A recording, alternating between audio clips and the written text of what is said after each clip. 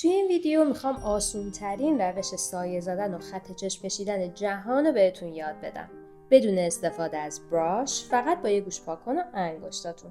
برای شروع از یه سایه مدادی استفاده کنید. اونو پشت پلکتون بزنید. آروم با انگشت تا نزدیک ابرو پخشش بکنید.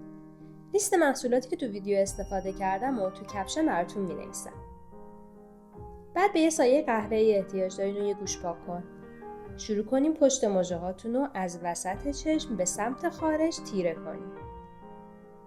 برای اینکه گوشه خط چشمتون رو بکشین، مستقیم روبروتون رو نگاه بکنین و از روی تای پلکتون دوم خط چشم رو بکشین. بعد کم کم پررنگ ترش کنین.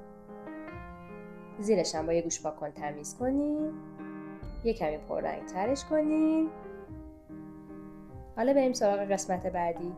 یه سایه براق بردارین و با انگشت آروم بزنید روی پلکتون.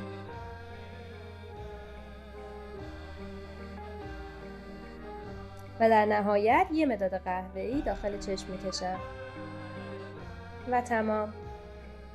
چطور شد؟